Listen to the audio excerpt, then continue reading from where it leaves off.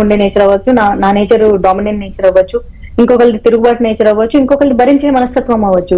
సహజంగా end of the day ఏంటంటే భారతదేశంలోనే కాదు వరల్డ్ వైడ్ ఆడదానికి అంటే ఓపుగా ఉండని నేర్పిస్తారు. ఒక మన దేశంలోనే నేర్పిస్తారంటే కాదు, ఇది మేల్ డామినేటెడ్ సొసైటీ. అమ్మాయిలకి ఎంత అధికారం వచ్చినా, అమ్మాయిలు ఎంత ఉద్యోగాలు చేస్తున్నా, ఎంత కొన్ని క్రిమినల్ యాక్టివిటీస్ లో పార్టిసిపేట్ చేస్తున్నప్పటికీ కూడా రేషియో తక్కువ. End of the day this is male dominated society. ఇక్కడ అమ్మాయి ఎప్పుడు ఓర్పుగానే ఉండాలని నేర్పిస్తారు, ఓర్చుకుంటూ ఉంటుంది తనకు జీవితంలో. ఎందుకంటే తను ఉద్యోగం చేసే చోట వర్క్ ప్లేస్ లో తనకి తన ఫ్యామిలీ అవసరాలు అవ్వచ్చు, లేకపోతే తన అవసరాలు అవ్వచ్చు, తన జీవితంలో ఎదగాలనుకోవచ్చు, తనకు గోల్ ఉండొచ్చు, లేకపోతే కుటుంబ భారాన్ని మోస్తుండవచ్చు. చాలా సిచ్యువేషన్స్ అమ్మాయి చుట్టూ ఉంటాయి.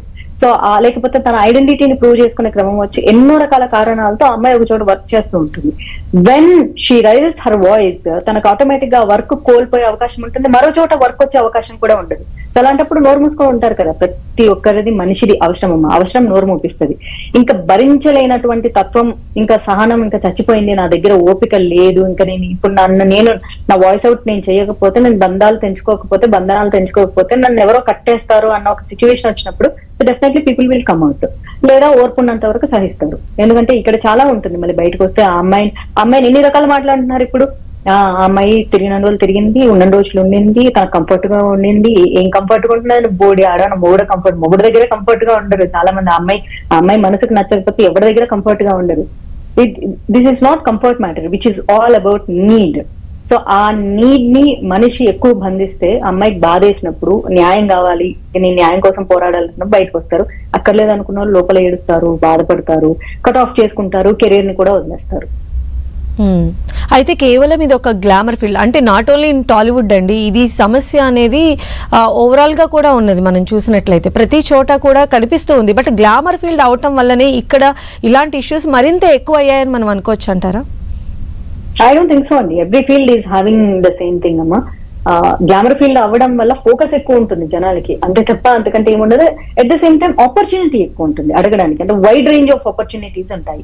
సో వేరే వర్క్ ప్లేస్ లో ఏంటంటే స్లోగా ట్రై చేసుకుంటారు అనమాట, అటు ఇటు ఏదో ఒక రకంగా. అంటే ఉద్యోగించు, బతిమలాడు, లేకపోతే ఫ్లర్ట్ చేసు, లేకపోతే కహానీలు చెప్పు, ఇంత టైం ప్రాసెస్ ఉంటుంది వేరే వర్క్ ప్లేస్ లో ఏదైనా చేసుకోవడానికి. బట్ ఇండస్ట్రీ అన్నది ఎవ్రీడే ఒక్కొక్క చోట వర్క్ చేస్తూ ఉంటారు కాబట్టి అంత టైం గ్యాప్ ఉండదు. కాబట్టి ఇక్కడ ఓపెన్ ఆపర్చునిటీస్, నీకు ఇది కావాలా నాకు ఇది ఇస్తావా. సో అది వేరే వేరే సెక్టార్స్ లో అయితే అక్కడే ఒకే చోట, అందుకంటే హోమ్ ప్లేస్ లాగా ఉంటుంది అనమాట. ఒక బ్యాంక్ అవ్వచ్చు, ఒక కోర్ట్ అవ్వచ్చు, లేకపోతే పోలీస్ డిపార్ట్మెంట్ అవ్వచ్చు, సాఫ్ట్వేర్ అవ్వచ్చు. They have offices. ఆ ఆఫీస్ లో ఉంటారు కాబట్టి అక్కడే వాళ్ళ ఎదురు పనిచేస్తుంటారు కాబట్టి they have lot of time to convince other person. అది మాయ మాటలు చెప్తారా, మభ్య పెడతారా, ఏదైనా చేయొచ్చు. ఫేక్ కబుర్లు చెప్తారా, ప్రేమ అంటారు, బొంగ అంటారు, ఏదో ఒకటి చెప్పొచ్చు. బట్ ఇండస్ట్రీలో వచ్చేసి everyday it's like moving place, ఒక చోట ఉండదు ఇది. సో మూవింగ్ లో షూట్ చేస్తుంటారు. ఈ రోజు ఒక చోట షూట్ ఉంటే రేపు ఇంకో చోట, ఉన్న చోట అవకాశాన్ని యూటిలైజ్ చేసుకోవాలంటే సో ఓపెన్ గా ఆపర్చునిటీ తీసుకుంటారు, అవకాశాన్ని అడిగేస్తారు. సో అదొక్కటే తప్ప ఇక్కడ ఒక్కటే ఉంది, అక్కడ ఇంకొకటి లేదు. So I don't think so. అలానే మాధవీలత గారు అంటే చాలా పవర్ఫుల్ కొరియోగ్రాఫర్ అని చెప్పాలి. అంటే ఇండస్ట్రీలో ఉన్నటువంటి కొరియోగ్రాఫర్లో టాప్ కొరియోగ్రాఫర్ జానీ మాస్టర్. అయితే ఆయన పైన ఈ రకమైనటువంటి విమర్శలే కాదు, ఈ ఇష్యూ బయటకు వచ్చిన తర్వాత ఆయన తన శిష్యుల పట్ల కూడా ఎవరైతే ఉంటారో వాళ్ళని కూడా కెరీర్ పరంగా ఎదగనివ్వకుండా హడిల్స్ పెట్టేవాళ్ళు, ప్రతిదాన్ని ఆపే ప్రయత్నం చేశారు అనేటువంటివి కూడా వస్తూ ఉన్నాయి. అంటే ఆ రకమైనటువంటి యాటిట్యూడ్ కూడా ఉంటుందంటారా ప్రతి ఒక్క వింగ్ లో? డెఫినెట్ గా ఉంటుంది కదమ్మా, అక్కడ ఇక్కడ ఉంటారు. ఇప్పుడు దొరికినోడు దొంగ, దొరకనోడు దొర, సింపుల్ లాజిక్. ఇప్పుడు ఇతను బయటకు వచ్చాడు, అలాగని మిగిలిన వాళ్ళందరూ అబ్బా మేము దొరకలేదురా నాయన, ఇంకెవరు మా మీద కేసు పెట్టలేదు, మిగిలిన వాళ్ళు జబ్బలు చేసుకుంటూ ఉంటారు. To be honestly, so I'm not saying oh everybody is so good here, అలా ఏం కాదమ్మా. బయటకి అంతే, ఎవరికి ఆడ అనుకుంటాడు అనమాట, వాడి ఫ్రెండ్స్ లోనే అనుకుంటాడు ఆవిడ దొరికిపోయారు, అమ్మ మనం దొరకలేదని చెప్పేసి తన ఫ్రెండ్స్ అనుకునే అవకాశం ఉంది.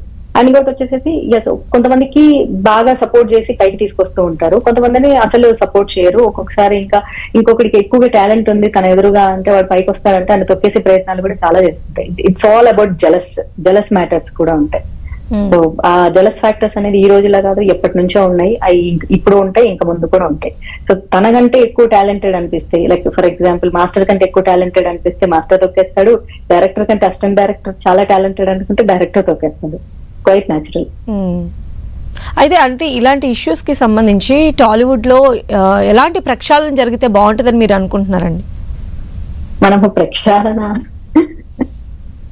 పరిణతి చాలా పెద్ద మాటల, వాస్తవ దూరాల ఎగ్జాక్ట్లీ, అవన్నీ చాలా వాస్తవ దూరాలు, మాట్లాడుకోవడానికి చాలా చాలా బాగుంటాయి కానీ బట్ వాస్తవంగా అవి జరగవు.